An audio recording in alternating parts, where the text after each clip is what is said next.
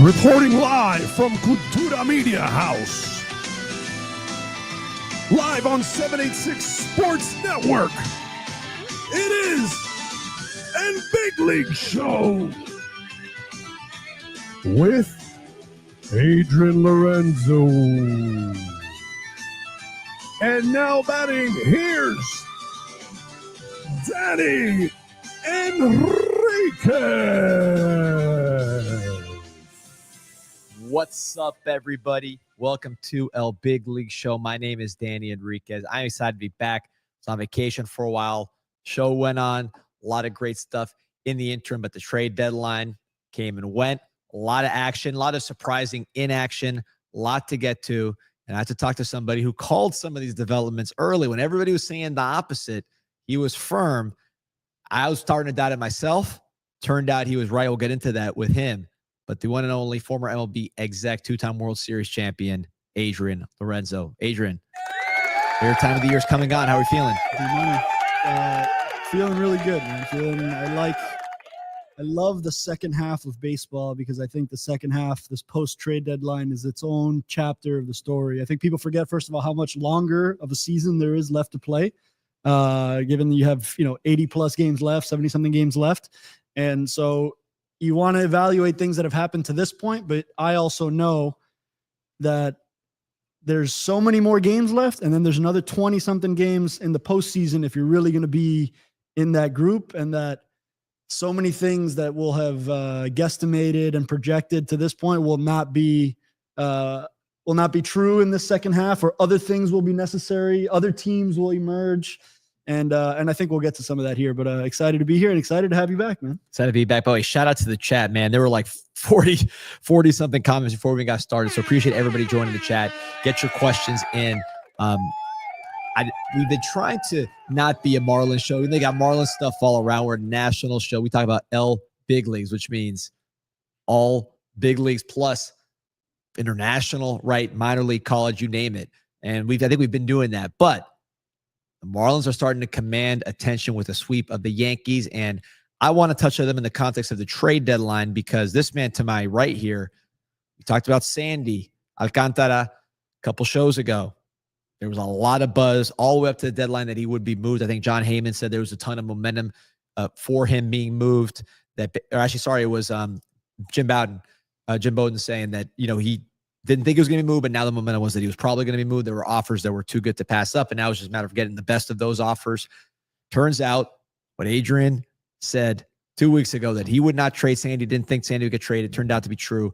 Marlins hold on to Sandy even after he had started to rehab his value with two exceptional starts. So Adrian, before we get into the Cabrera part, let's do it together because Eddie Cabrera also does not get traded.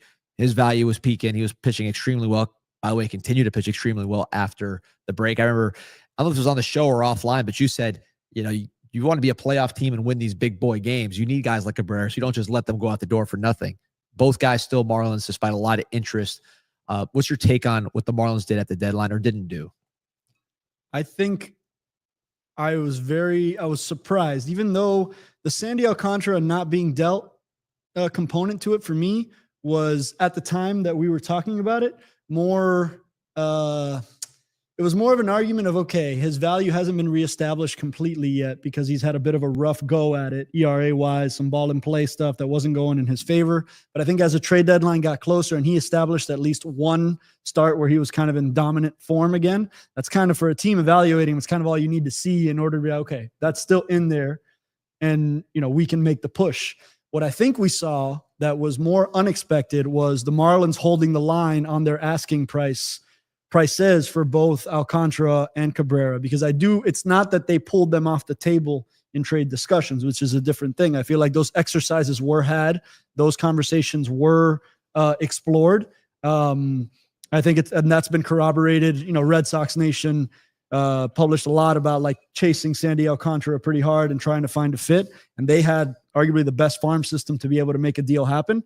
So I think the fact that it didn't happen with the Red Sox, for example, tells you that the Marlins probably had access to quite a few high-level prospects in what I think is the best system in the game in the Red Sox, the deepest system. So if anybody could have made that deal, the Red Sox could have made it, and they didn't make it. Now, how much of that is the Red Sox not wanting to give something that was going to be really painful to them from their upper tier prospect group, or how much of that is Miami asking for multiples from that group for this deal to make sense. Now, the unknown, and it's the part that's funner to guess at, is like you want to tie this recent run of success to the reasoning why you hold firm on this player. I don't think it's as clean as we're doing better, we're going to hold the player. It's not that clean. The thing that's important here is that both players have remaining years of control beyond this season. So you're not just looking at it as like, well, after this year, they're gone anyway. If that was the case, then you have to have that discussion. Or you can push all the chips in to make it in as a second wild card, which is an interesting, I didn't think we'd be talking anywhere near a second wild card berth. And today, I think there's 6 games back, which of the second wild card, which I think is fascinating. And I don't think historical precedent, I think 1.8% is still their playoff odd overall. So I'm not pushing I don't think you should push in all the chips with 1%. You're saying there's a chance. I am saying there's a chance. And 3 weeks ago, I think it was 0.3%. So it's gone from 0.3% to 1.8. But I think what we're seeing more than anything is like, I think a correct acknowledgement that you're further along this rebuild than you may have thought. And that's where I think that they're holding the line in terms of, okay, maybe some of these pieces are part of this 2026 team, right? That I think that's where their most interesting decisions will be made. I think it would be fun to watch them make a playoff push into the end and play meaningful baseball in September. I think the gap is too big. I think I think I sent you a detail. I think there's only one team in like the last 10 years that has bridged the 6-game gap in order to make it there since like 2016. But I think this will set you up to show who you're going to be this offseason. So you can now start to think about free agency. You can start to think about trades with the lens of a shorter window than maybe, whereas before you might have had 2027, 2028 as the years that you're going to kind of push to get a little further. Because we've talked about this before. I don't think winning at a high level is an overnight thing or a year-to-year thing. I think there's a progression into this. And I think you got to be, before you're very good, you're pretty good. And then, you're kind of incrementally working your way into a tier of excellence, right? I think the 03 Marlins are an aberration, in my opinion. Like, you don't just go flash in the pan, and then that leaves you with very little sustainability. So I think what the Marlins they're in a very fortunate, to me, position at this point in time to have some core players that you have control over for the next few years. And I don't think the market, in terms of the return that they were seeing for maybe closer to major league ready players, I'm sure that what they wanted to give for Sandy and Eddie are far away kind of A-ball prospects. And that, it seems to me like they held a little more firm in terms of kicking this ball too far, kicking this can too far down the road, and maybe seeing a little more 2026 or 2027 as more squarely in their winning window. I think you should try to be in a winning window every year. And I think you also owe it. Like, you have 26 guys and 20 staff members on a team that you need those guys to be bought in for all 162. So this dealing away from your better players at the deadline, it can crush the morale of your team into the second half. And I think what the Marlins have done is, outside of Jesus Sanchez, I do think that's going to hurt a little bit. But the emergence of Stowers makes Jesus Sanchez's departure a little easier to take. But I think they set themselves up to not deplete the roster entirely so that you can actually straight face make a pretty good run at this thing in the second half. I don't know if they have enough depth and firepower to do it, but playing well, you just swept the Yankees in 3 games here at home. And like, that's one of the best teams in all of baseball. So I've not wanted to be a doubter, but I've been incredulous that this is like a real team to compete with. But there's a lot of teams that don't look that way on paper at the beginning of the season. And that's why the way you start the season is not the way that you're going to end the season. There's evolutions to this. And I think the biggest test will be now. How you get through August is probably the biggest indicator of where this team is overall. But I feel like they should be in a position to be either buyers or upgraders in this offseason coming up here. And you could always still sell the same guys that we were talking about in the offseason, right? So there's a comment from 305 Gian saying, I can't underestimate what a veteran like Sandy brings to a young team like Miami, regardless of the production. Obviously, you hope the production stays where it's at now, but you think about that. The Marlins, I believe, are the youngest major league team right now in the MLB. So I don't know if it's a situation where maybe more guys are, and you kind of got at this, more guys are on this major league roster that could have staying power. Like we talked to the middle infield off air, and who knows how good it's going to be. Their WAR is nice this year. Who knows how sustainable it is long term. But if you say, okay, maybe when we switch Otto Lopez and Xavier Edwards, we're better up the middle, at least at that position, than we thought we might be. They are. Stowers, obviously, that swing and miss has not gotten to an unsustainable level. He's kind of kept it pretty consistently. He's a top 5 offensive player in baseball right now. Insane. That is insane. And they're hitting it hard. I mean, Agustin Ramirez and Stowers, just go be under the hood. They are hitting the ball extremely hard. Stowers is doing pretty well across the board, still whiffing, but with the late hitting, he's walking. His the swing decisions are better. Ramirez not striking out because he has such good, just control of his zone. As far as maybe the swing decisions with him can get better. Defense is still a work in progress, but he's hitting. I mean, it's the second home run. Do you see the second home run he hit yesterday? Oh, yeah. I mean, just unbelievable what he can do. So I don't know. It's as a Marlins, I'm just pulling out the hood as a Marlins fan. I wonder how many guys on this team, throw Jacob Marcy in the mix, who was really not even the headliner of that Arias deal. I believe the A-ball center fielder Dylan Head was the one that at least got the attention. But Marcy led AAA in walks, led AAA in steals. Allegedly plays a pretty good center field. We haven't really seen him be tested too much yet. Hitting the ball hard as well. Maybe he's a building block. So I wonder how many building blocks are on this team. And then they're thinking, well, we got pretty hard throwing Dominican righties at the top of our rotation. They can help us do some things with these players. I mean, I don't know.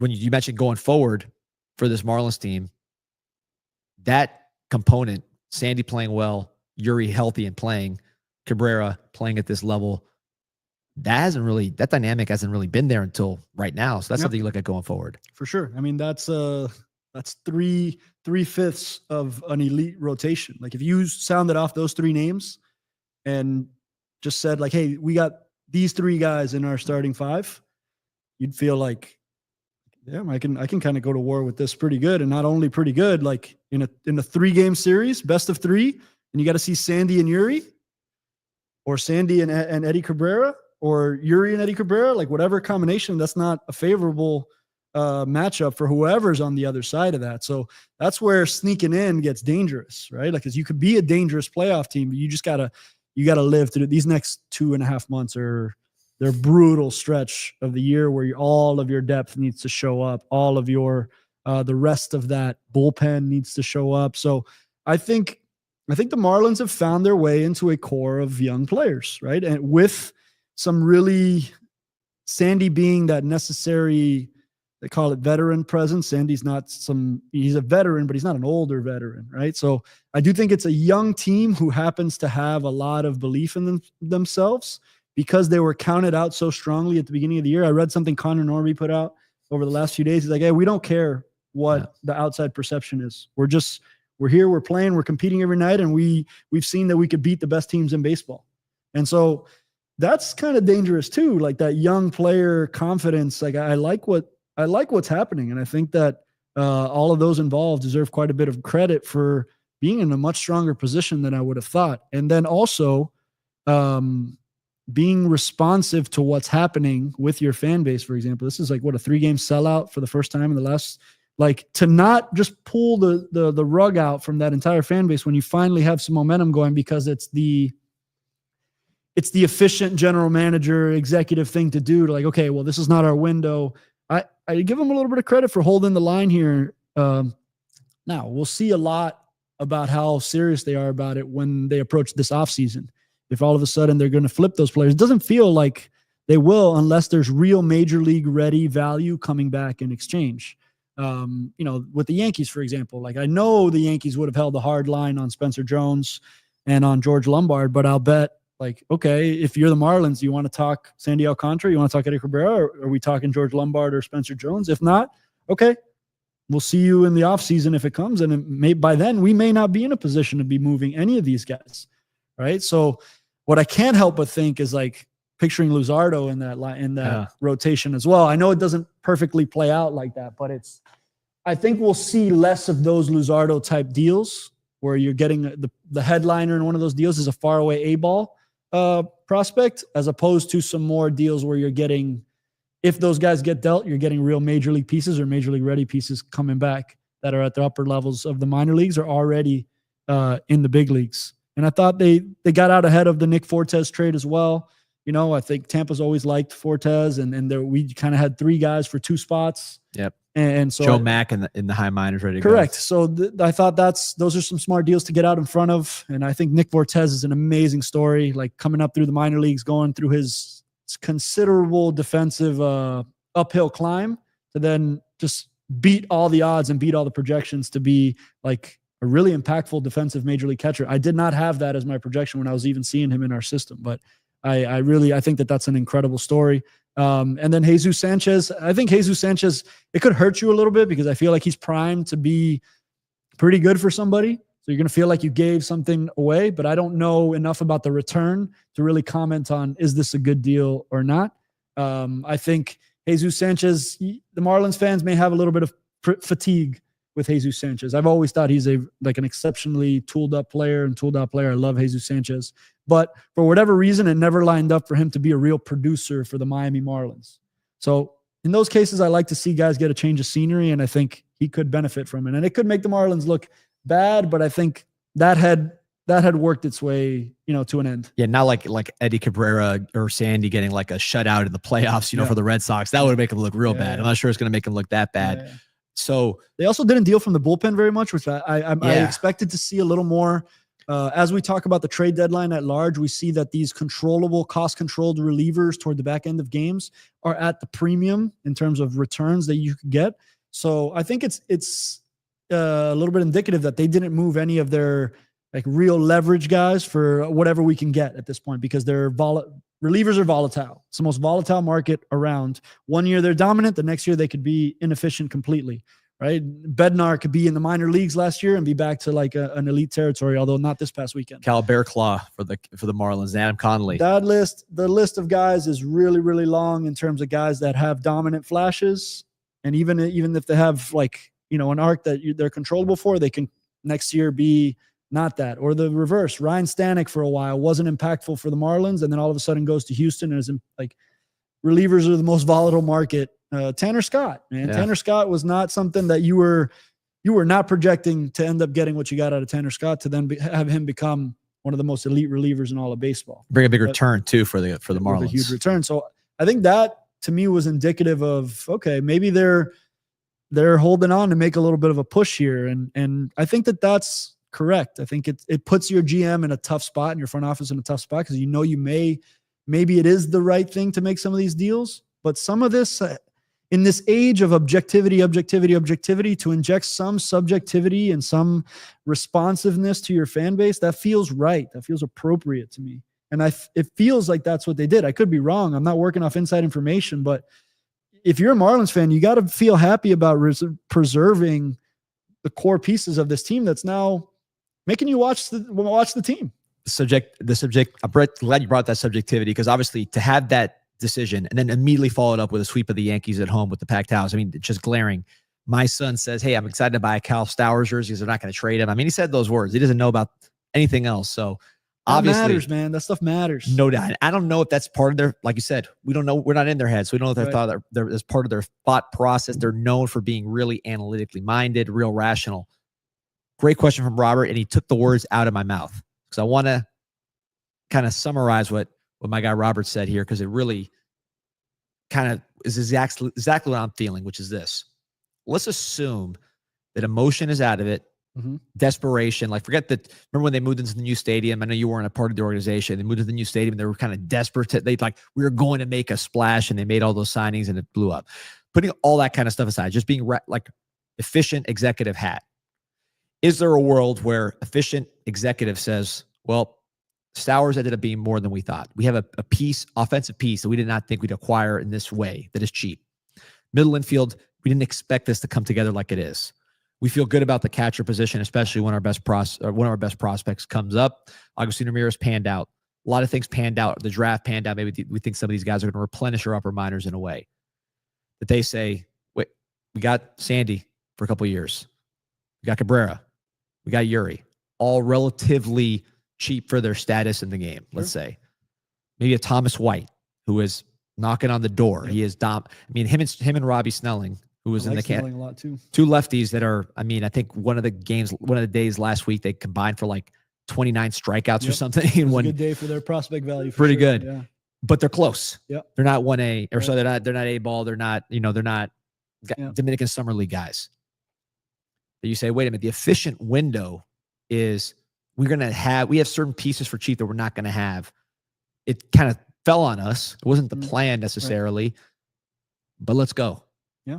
Is that possibly in their thinking, emotion aside, kids buying jerseys aside, and just efficient businessman thinking?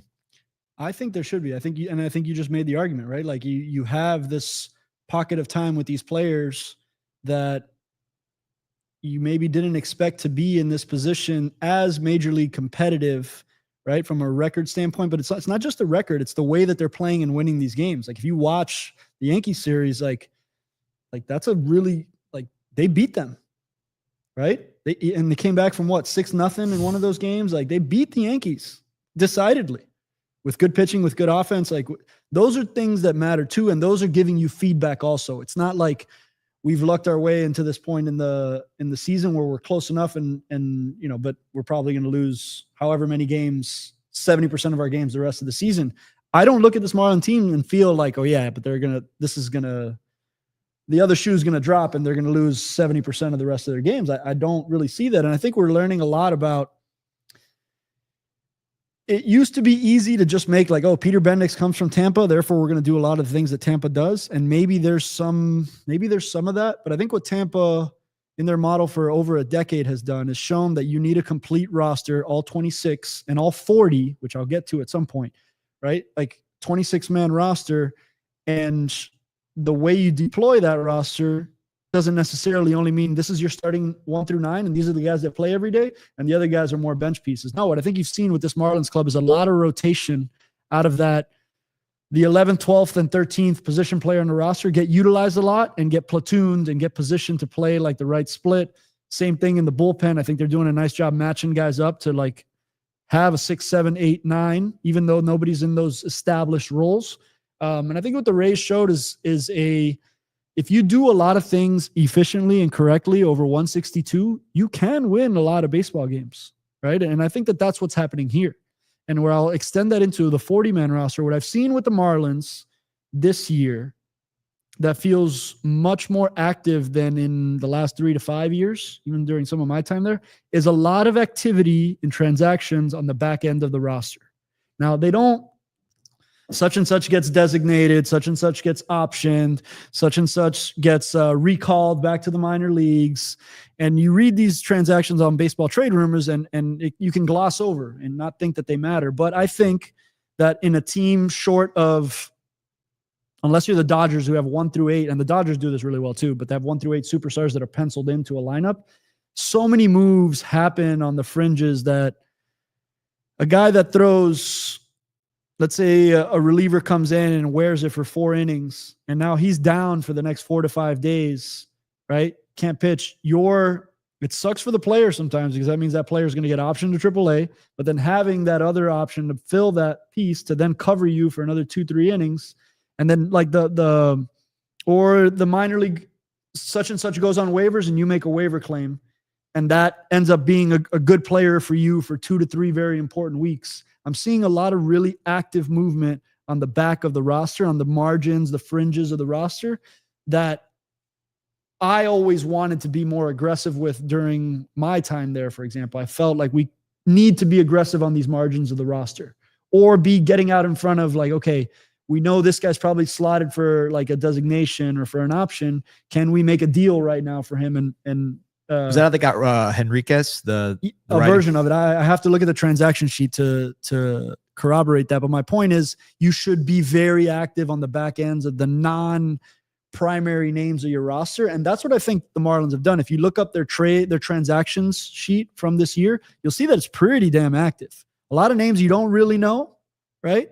but then guys that come up and make an impact. I'm watching Graham Pauley make a significant impact here over the course of this stretch. Maybe Jacob Marcy now comes in, and that's prospect depth. But the only options you have are not promotions from your minor leagues. There's 29 other teams that are releasing guys, that are putting guys through waivers, that are making guys like waiver claim eligible, and some of those things can really make a difference. I was also surprised that Bender was an interesting one that didn't get moved for me. No, controllable. Right. No, Anthony Bender, it's probably one of my favorite stories in all of baseball. Is I negotiated that deal directly with Anthony Bender's agent, and this was in the COVID year where nobody knew what he was doing. Like it was just there was that gap where you couldn't scout them, and for him to come in and now become a leverage reliever in the game after being released and kind of out of the game after being released by the Brewers. It's one of my favorite stories that I follow extra close because I felt like I had some involvement in it. I thought he would be a clear candidate to be dealt, some limited control or limited remaining control, but they held tight there, and he's going to be a huge piece of their bullpen here down the stretch, and we'll see if they deal him in the future. But I think they're giving some signs that they're trying to give this a go with this group, or at least see where we're at as an organization overall at the end of the season.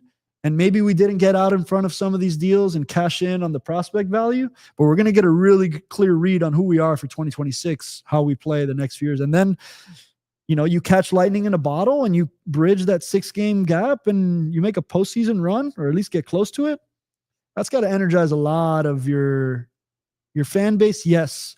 But your internal conviction from your players and staff, which to me, it's not more important, but it's pretty important. And I think Bender might be part of that too, because he is such confidence as that late inning guy. Yep. You lose him, you lose more than just what he brings on the field. But Ryan Weathers lying in the wings, coming back from injury. I thought I'm not going to say he was Luzardo, but like Luzardo-esque flashes from him before he got hurt. Max Meyer maybe going to the bullpen, who knows, but he's coming back. Braxton Garrett, a guy I know who pitched really well during that 2023 playoff run. So they got guys coming off injury too. We'll see how it all plays out, but interesting team. But you led me to a transition, which you mentioned Graham Pauley, who was part of the Tanner Scott trade, along with Robbie Snelling, who I mentioned, minor league pitcher of the year for the San Diego Padres in 23. They traded their 2024 minor league pitcher of the year, along with Leo DeVries. Did I pronounce that right? Yeah. Who he has Adrian Lorenzo written all over him. The prospect from the San Diego Padres going to the A's. This trade, Mason Miller, JP Sears, focusing on the Miller part. We heard so much, and Sears is not a throw-in, obviously. He's a starting pitcher. But we heard so much about the starting pitcher market, the two guys we've been talking about here. Zach Gallen, right? Dylan Cease, all these names that you heard about. But ultimately, the guys that really move the needle here on the deadline, high leverage, controllable arms, high octane arms. I believe Mason Miller and Duran were both 100th percentile in fastball velocity when I looked it up this morning. And that's because there's no more. You can't pass 100. If not, they'd be 105, 110. Yeah. So why do you think these high leverage, controllable relievers, after all we heard about starting pitchers, why this was the story of the trade market? Because they move the needle the most in the second half. Like if you have a relief ace like that people talk about, you shorten the game. It's like, yeah, you do. You shorten the game. But you also realize like you're 81 games, 80 plus games deep now. Your pitching staff has been taxed. You're going into August and September. So you need the games to be a little bit shorter, and you need the games that you're in and that you can win. If you have a piece, especially multiple pieces, because there's other teams like the Yankees revamped that entire bullpen with leverage pieces, right? And but the dudes like the guy that you can really inject feeling into like a ninth inning to finish out a game, it makes sense that in the second half of the year, in a division that you're in, the Padres case, for example, they're in the NL West, right? Like they got the Dodgers in front of them and the Giants breathing behind their back. So it's not an easy division to live in, and knowing that these guys just make a huge difference. Like the closer, to me, it's far more important even in the second half of the year than the first half of the year, because you could get a little more closer by committee stuff done in the beginning of the year, whereas I think that's a little harder to do. And I think seasoned executives And that's what I think AJ Preller is, for example, with the Padres, understand the value of these roles. This is back-to-back trade deadlines now where you acquired impact at the back end of the bullpen, and that's for a reason. That's not like I'm emotional and I need a closer and we got to have it. It's like, no, we know what this does, not only in terms of shortening the game, but injecting adrenaline into your organization. Like, you got Mason Miller coming into your organization now, or for the Phillies, I thought Dombrowski pulled off an exceptional trade in terms of Joan Duran. Like that will electrify your everything. Your conviction. So that entrance they did? That's electric. Man. we can talk about, I wanted to get to that trade in a second, but you asked about the Mason Miller deal. And I think too often, too many general managers in front office hold on to prospects to not want to get hurt by them. I see it the other way around. I think you have your scouting departments really to provide you with as many trade assets as possible. That's not a popular take.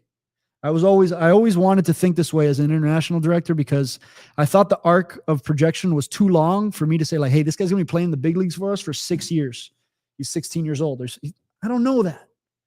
Do I think this guy's going to garner or accrue trade value in his first few years as a prospect? Probably. Is a scout going to show up and need to write a big report on this guy?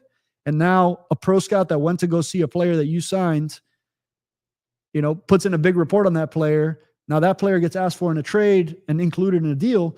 That's value realized without him ever getting to the major leagues. And that's what I'm seeing a little bit with the Padres, right? They have this good system and this good scouting input group, but knowing that their wins, you don't get major league wins by having the best farm system. You still have to win games at the big league level.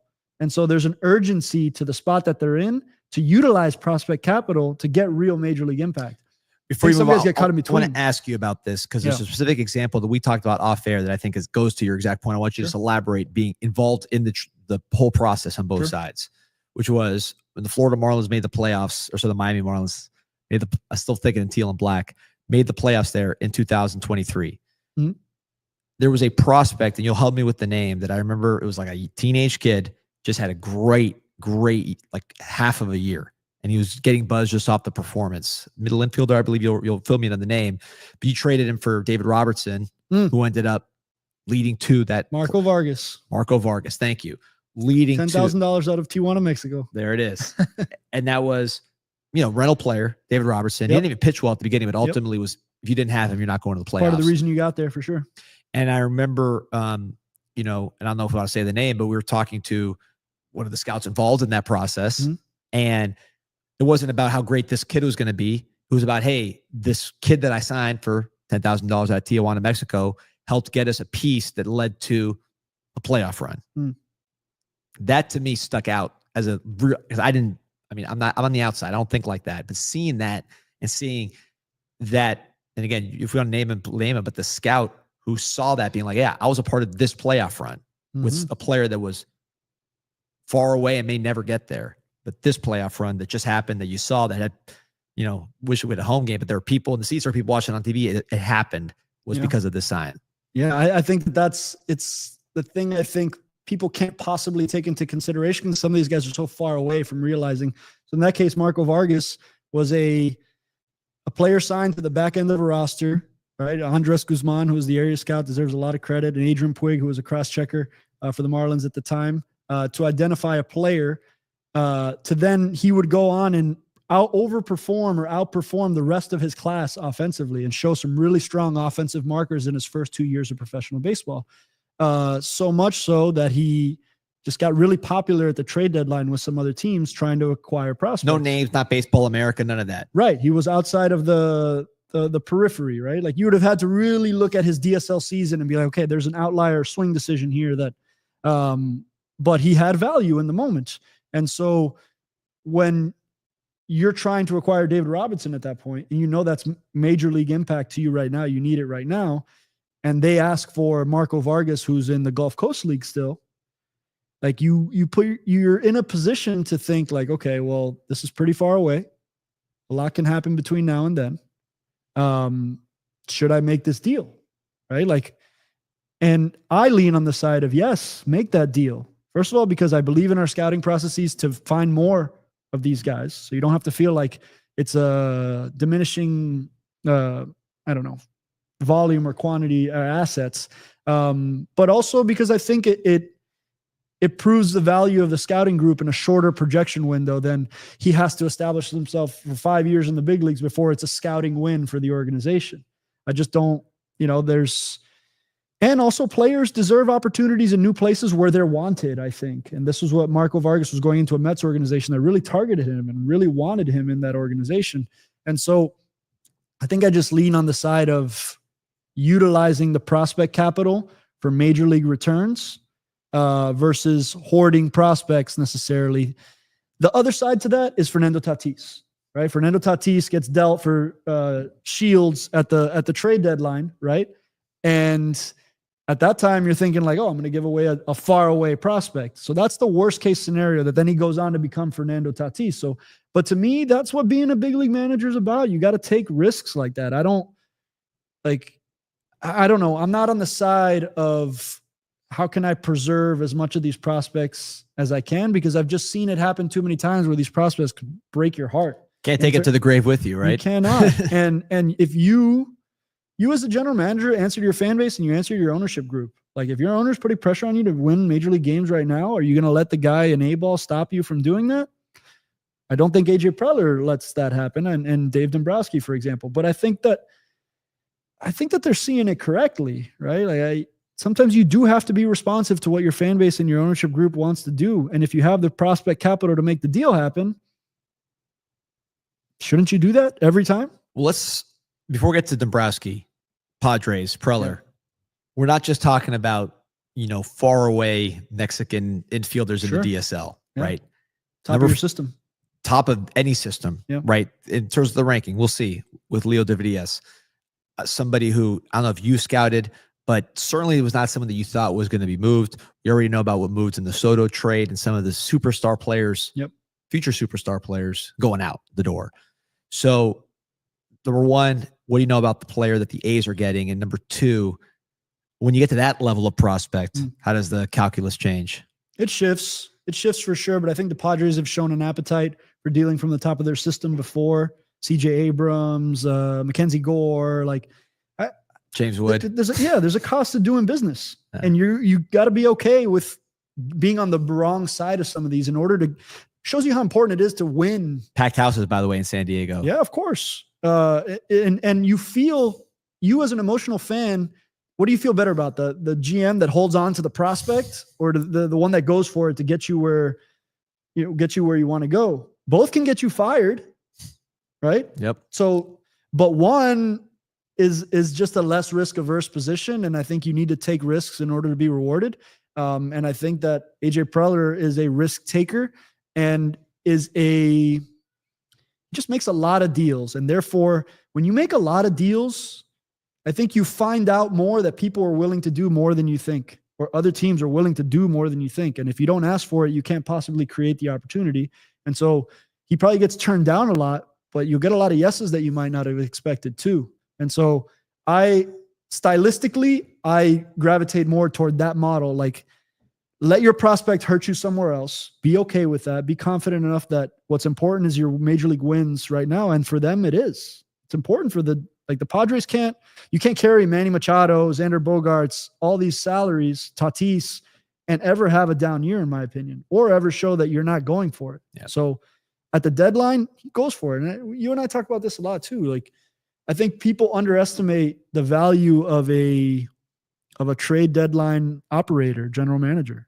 Like you can do very little all year. And I'm not saying you should, but you can show up and recoup and then some value with how you operate at the trade deadline. And I think AJ Preller is one of those that I think is a good trade deadline operator and knows that the goal is to get your major league team better and has the system and the scouting processes to have enough players that other teams find valuable to be able to complete those transactions and be willing to deal in bulk to do it. A lot of times we think about 1-for-1s. You see most of these deals, they're bulk deals. 4-for-1s, 4-for-2s, 5-for-2s. And I think that to me is creatively trying to find a way to see how much of this can I stack on top of each other for it to be appealing for you to get to a yes. And in the A's case, with Leo DeVries, like that's a good carrying piece, but it wasn't the only piece in the deal. There's other pieces in that deal also. And those guys end up being sneaky valuable, those add-ons to a deal that, that can make it go. But I really like what the Padres did overall. And it wasn't just Mason Miller. They added some real depth across like some impact pieces. So yeah. Flip side of that, the A's. Yep. So you acquire number 4 prospect in baseball, young guy, switch hitting, super athletic player. Again, right out of your wheelhouse. I want to talk about the player. Did you scout him before I get to it? I didn't. Okay. Are you familiar with the player? I am familiar with the player. So we'll talk about him a little bit, but if you're the A's, you are going into obviously a huge transition for him. For sure. Right. Let's assume it's landed here. When it does, you're going to want to sell jerseys in the gift shop, right? There's part of that is part of that equation. Now you got Kurtz, who is just incredibly. We got to talk about him. We talked about him when he came up, and I think he's surpassed our expectations. We talked about Wilson, who knows, maybe he's competing for this spot, and there's a debate about who's going to move or something. There's another trade. It'll be a good problem to have. Problem to have. My point is, you got some jerseys to sell, right? When you move into your new spot, might not be the best team, but you got some exciting offensive players, and you got a new one here in Davidias. What do you know about him? I think it's just you don't get to that categorization of prospect without some real validity, but you can't fake your way into that category, especially for them in a good system. He was their best player in a good system. So I think that there's just like a highly advanced hit tool for a middle infield position like that right there is very valuable. Now, I think this next, the A-ball years are a different era than your AA and AAA years. So we're about to see, right? Like what this next, the upper levels of the minor leagues can be a different challenge. But if the trajectory holds, then you're talking about a potential multiple-time all-star caliber player. I don't know if I can give players that far away this slam dunk. This is going to be your cornerstone player forever, but he's at least got some foundational building blocks to be that, right? Like, so without having scouted the player directly, this feels like the kind of return you want if you're the Athletics in terms of, okay, we asked for the top of their system and we got it for a elite level reliever going out, but we're not in our window anyway. So these saves, these wins, even unless he gets converted into a starter, which has been the argument for at least for next year for Mason Miller. You got to be happy with the return if you're the A's, but prospects break your heart a lot too. So I think it's one of those situations I think both teams did well. Shifting gears to someone who's won some World Series in his past, someone who I know you think the world of, I do too, just as a Marlins fan and just observing from afar in his other spots, which is Dave Dombrowski. And look, it's August 4th. Was my opinion matter? If I were to bet on a World Series champion, hard to go wrong with the Philadelphia Phillies when you look at some of the guys they have in their lineup, some of the guys they have in their rotation, and now what they have to close games.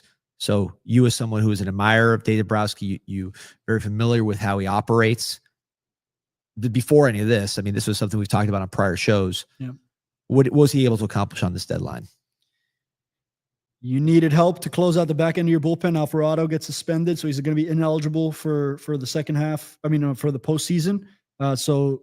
And back to our conversation about Dave Dombrowski being around and seasoned enough to know what an elite level closer does for you at the end. I watched this happen with Craig Kimbrell, for example. When you acquire that, you know what that does to your roster, as well as elite center field like defensive production, which they got Bader at this deadline too, which I think is a sneaky impactful move for them in particular. Problem position for them. But with Duran, they got like the ultimate final boss. Like he's got the whole thing going, where Mason Miller comes in and it's pure stuff and it's electric too. But there's something about Johan Duran, like that Undertaker theme in Citizens Bank Park, like that makes my hair stand up on my arms. Like that's you getting the most valuable relief ace in baseball and making it happen pretty creatively from your system. I thought they got the better end of that deal. I need to look into like the prospects on the other end of this a little more to be able to say that. But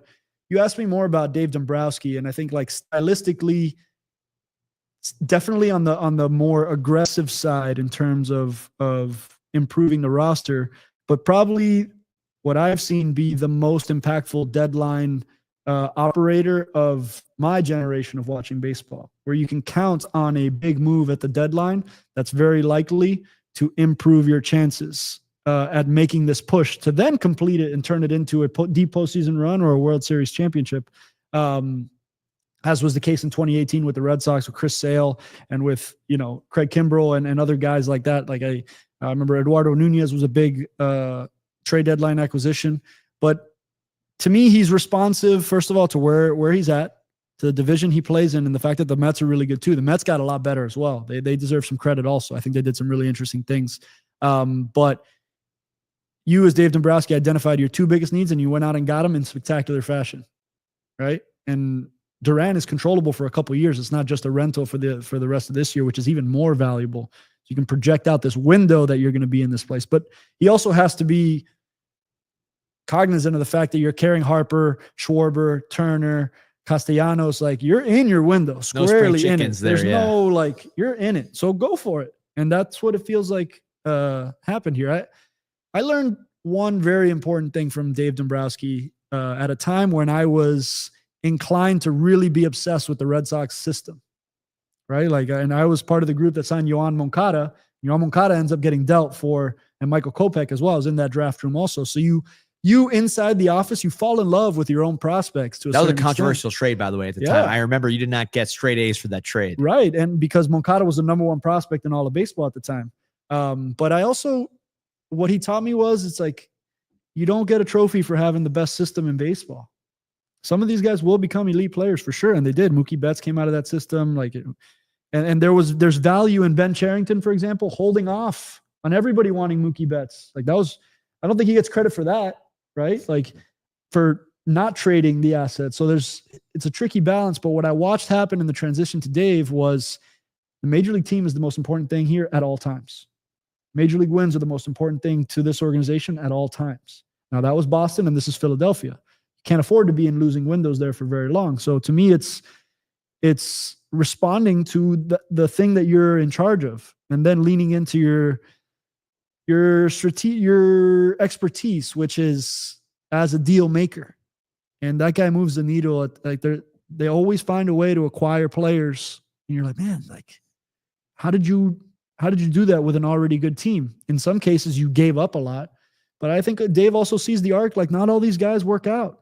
And they don't all need to work out for you. Sometimes another player can go be a good player for another team, and it's not a huge indictment of you that you gave them away or that you traded them away. So what? That's part of it. And I think those that have a tolerance for that risk get rewarded for it. Not perfectly, not every time, but would you rather be on the side of what the Phillies just did, or would you rather be on the side of, trying to think of a team that maybe, like, Red Sox Nation is pretty upset right now.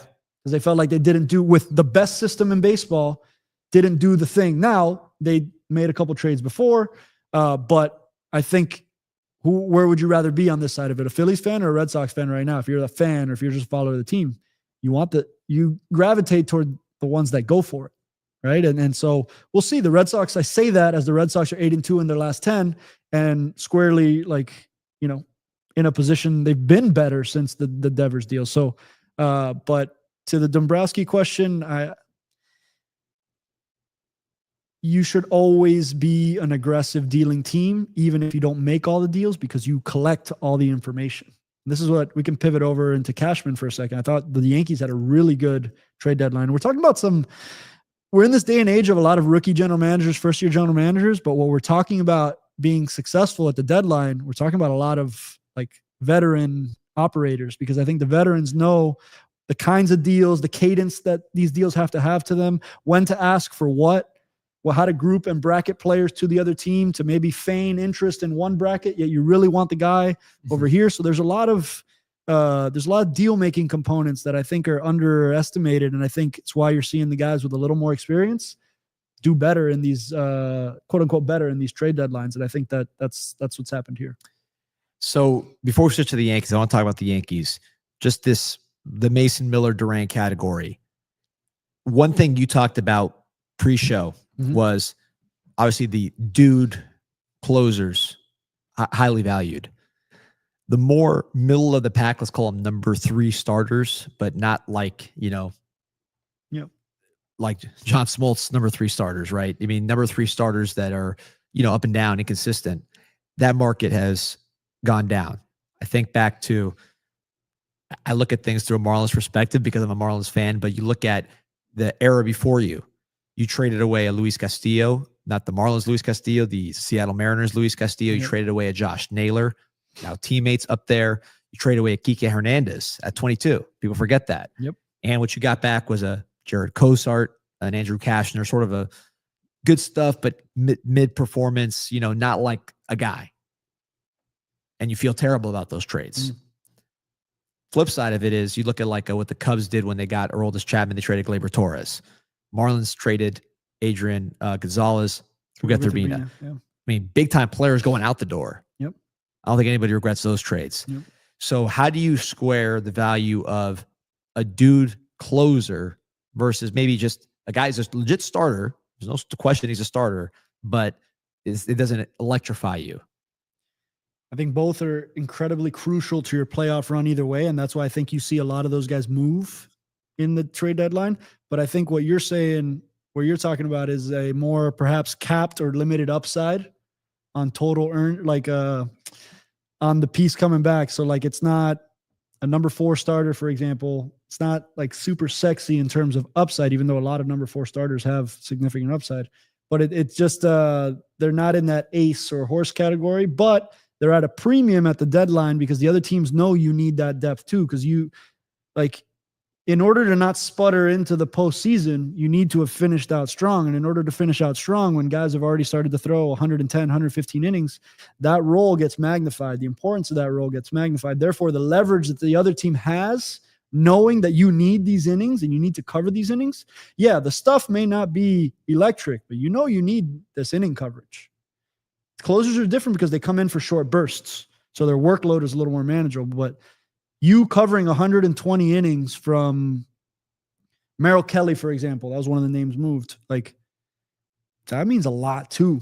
And you can only do that a couple ways. You either have it as an internal promotion and you're going to rely on a rookie to give it to you, who's going to be throwing more innings than he's ever thrown in his career if he's throwing in August or September, or you make a depth starter addition, which I think you saw quite a few teams make. This is where I think the Red Sox, they're getting kind of crushed a little bit, but like Dustin May to me could be like a pretty crucial piece if he bounces back to, I think, what they think he is. The irony of James Tibbs being the one moved after him being the key piece in the Devers deal, it adds to the intrigue, but I think that move will draw like, oh, okay, yeah, whatever. Like, but that can move the needle a lot, right? So like, not as much as the closer in my opinion, but kind of like secondary or tertiary to that movement. And then second to me, which I also think you saw moved, is the lefty mashing platoon players also get increase in value because you play a lot more matchup ball through the rest of the year. And you need like lefty mashers more than you do at other points. So I remember 2018, just because that's the run that I'm familiar with. Steve Pearce would go on to be like a huge piece for the Boston Red Sox in that push at the end. And Steve Pearce, all due respect to him, great player, but not like the name that you're going to remember for decades because he had this run of dominance. But if you look, he was killing lefties at that point in time. So there's a pocket of players there. I'm not sure if O'Hearn qualifies as that. If Bader, for example, qualifies like these, the platoon against left-handed pitching, where you'll get matched up a lot more later in the second half of the season, it ends up being a pretty valuable role. So to me, it goes relief ace, platoon bat, like position playing platoon bat, depth starter, and then those versatile pieces got moved as well quite a bit. Like you'll see, I'm trying to think of examples, but other guys that have positional versatility, Jose Caballero for the Yankees, for example, he gets included in this. He gets prioritized at the deadline with good reason, right? Like the positional versatility and like defense starts to matter a lot more in the second half and in the postseason than it did before. And I think that's why you saw the Yankees kind of pivot in the direction of their of defense in their offensive position player acquisitions. So long-winded answer, but that's what I think. You gave me the transition ready because I want to talk about the Yankees. Saw these guys firsthand. I was out there at Lone Depot checking these guys out. You mentioned the defense. Obviously, Ryan McMahon at third base. He made some sensational plays. I mean, you talk about that series and how close it was at times and how good the Marlins played. I mean, it could have been worse if McMahon didn't make some of the plays he made defensively. He really was outstanding at that spot. The offense is going to be the question going forward. Caballero, the base running made an impact immediately, had that bad error, which ultimately led to that walk-off win on Friday. Then the bullpen guys didn't have their best day this series. That's going to correct. Those guys are really good. It was on to ask. Them getting Doval is just silly. That's what I want to ask you about, because New York, big market, you get a bunch of players. Putting McMahon to the side, but certainly Caballero and the relievers. Inauspicious debut, right? Pretty much all of them got shelled. Caballero had a critical error. We've seen guys like this, especially relievers, maybe start slow with their new team and then ultimately have the playoffs. Okay, this is what we got them. But like just being, these are human beings. They're getting traded to a new spot and they're getting these guys are going to return to New York and get, crapped on, right? The second they step back in the city. Tough start. Yeah. So how do you manage that as an organization or as a manager or just, people there to make sure that we're going to get what we traded for? We're not going to let this initial bad moment derail this whole acquisition. I think the first thing that's most important is that there's a whole half of a 162 game season plus another 20 in the postseason. So it's like, okay, the first week of that second half didn't go as planned, but like the longer body of work here is indicative of like these guys being pretty damn good. And if you as the Yankees, like they can make a game real short, real fast, and they match up really well. It's different looks too. Thought they got, that's important as well. I think sometimes you can get caught up in having heat, just like flamethrowers out of the bullpen. And if you look at it, the actual, the numbers don't back up that you just need velocity. I think sometimes it's more valuable to have a lefty from here and a lefty from here and a righty that's like tough, like a ground ball inducing righty. And then, obviously guys like Chapman will play at any point, and Duran, Miller, like those guys will play at any role, but it's the other guys that you don't really think about that actually match up pretty well, because for one short stint, they're hard or they're really tough on this pocket of hitters, and you can deploy them in that pocket. I can't believe that the name is escaping me. The lefty Under Armour he was with the Yankees last year, helped them go on this run. This is going to kill me. A former Padre, Tim Hill. Tim Hill, not your traditional elite guy, but played an elite role for that club. And I think the Yankees do a really good job of diversifying their looks within the bullpen so that you're not just seeing the same type of guy come out 6, 7, 8, 9. It's like 6, 7, 8, 9 could look completely different on all 3 nights of a 3-game set in terms of your leverage innings. So as we gear up here, I mentioned the Phillies as a team that I'm just betting on going forward just because the power arms. Now you have Duran, the experience, you got good defense now up the middle. What other team do you see coming out of this deadline? Maybe they didn't even make that many moves, but just that you see coming out of the deadline, you're like, I like where this team is at now. We know who's on everybody's team, right? There's no more uncertainty as far as who's on what team. Injuries will happen. Is there a team that you say, all right, I like where these guys stand coming out of this deadline? There's a few. I think the Mets are positioned to be pretty good here. I think they're adding Helsley, I believe. Yep. And there's a few layers deep to the additions they made, and they've seemed to be getting some pretty favorable post-deadline autopsy report reviews. I take that with a grain of salt personally. But I think that they did pretty well, almost on par with the Phillies in terms of total like WAR added and how much they improved their overall team without it being like the top sexy name in the group. So I think that they did particularly well. I think Eugenio Suarez was a good move for Seattle. So I think that they're in a position to make a run here also. And the Dodgers, man, like I'm having a blank on his name. The guy from Brock Stewart. Yep.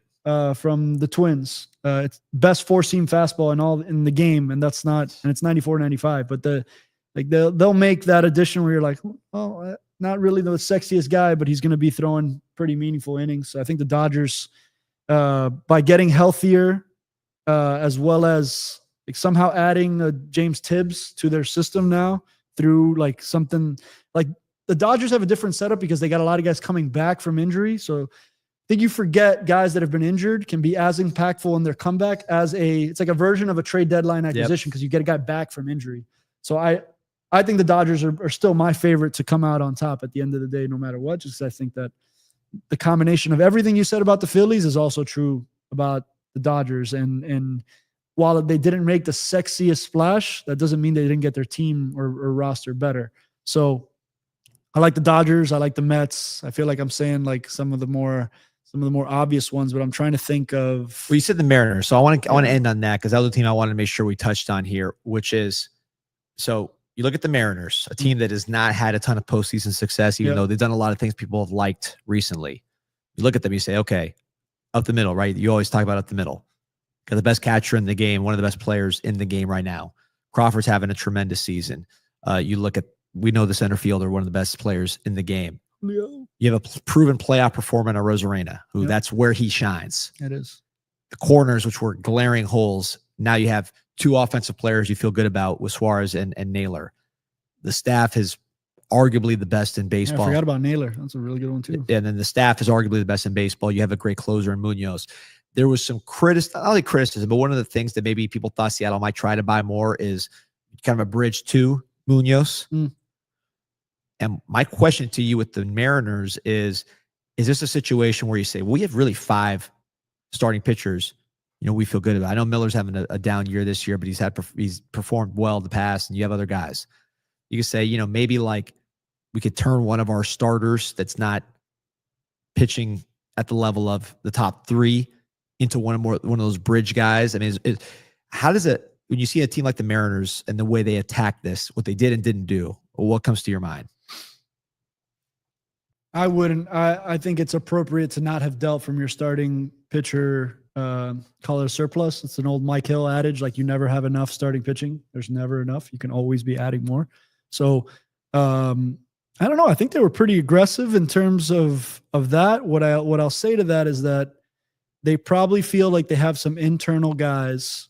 If you believe in their pitching development system, which I think they've given you reason to, then there may be some guys that they feel are in AAA right now that can graduate and play some version of those roles or push other guys in the current inventory guys into those roles by adding depth toward the back of their bullpen. That has to be what they're thinking there, because they're a very aggressive. Jerry DiPoto is also a seasoned, aggressive, deal-making general manager. And I think you're seeing a common theme here in terms of teams that you're favorably, like there's value and activity at the deadline and wins. And in terms of also, like, you need to keep your job. Your fans need to be engaged. Like, your ownership needs to feel like things are going in the positive direction. Like, you got to go for it sometimes. And they've been waiting over there.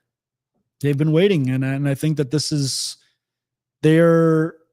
while they wouldn't get my vote as like the favorite, I think they're going to be a dangerous team, because when you get into a postseason series and you're the better pitching team, better starting pitching team, you may always have the advantage. It's what I thought with the Marlins in in 2020, yes, 60 games, all of that. But like, you don't want to see us in a series right now. You want to get Sixto, Pablo, Sandy, Sixto, some version of that.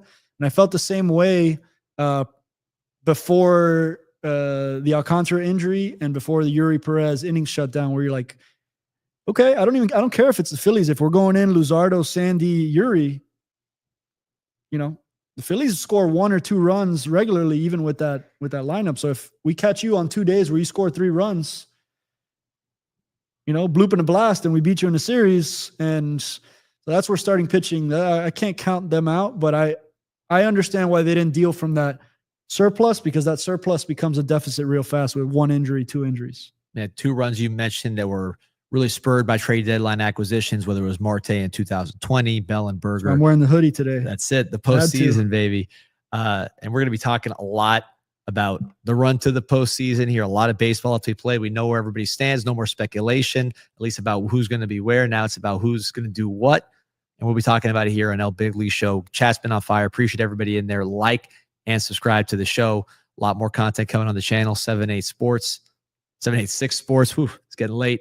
Appreciate you joining us. Again, like and subscribe. See you next week.